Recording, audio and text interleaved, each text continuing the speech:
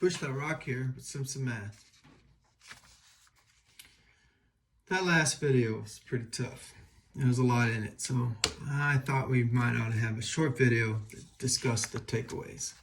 First takeaway, the area under a derivative curve represents what I didn't mention, net change in the quantity f of x.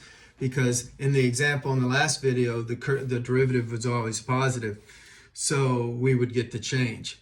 But what if the derivative dipped below the x-axis and it was negative for a while? Then all of a sudden you have a negative rate of change.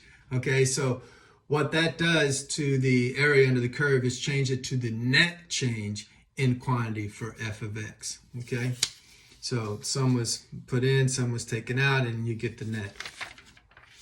Now the net change in y then we found was a limit of a Riemann sum of the associated with the derivative function over some interval a to b.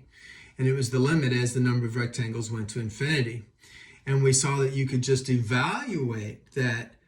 This is the big deal. You can evaluate the limit of a Riemann sum of infinite rectangles by simply getting the antiderivative of the derivative. In other words, getting back to the original function and evaluating it at y of b and y of a and finding the difference.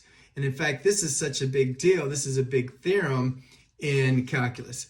Okay, and we're going to call it in this video the evaluation theorem, but it's also part one of the fundamental theorem of calculus. And you're wondering, why would it be fundamental? Well, notice what it does. It connects derivatives to antiderivatives and limits. It's all together, tied up in one knot, so to speak. So more generally, let's get out of talk of thinking about change in y and having to find a Riemann sum of a derivative. What if I just want to know the area under some function, under a curve, just any old f of x?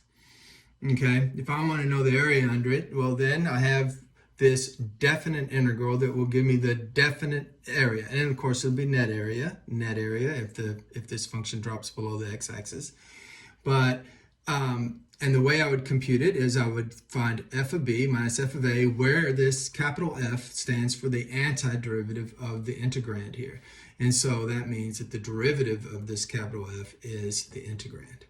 And this, ladies and gentlemen, is the evaluation theorem. It's also part of the fundamental theorem of calculus. So when you see this notation, it means find the antiderivative, f, evaluated at b, evaluated at a, and subtract. Math made simple. It's some math.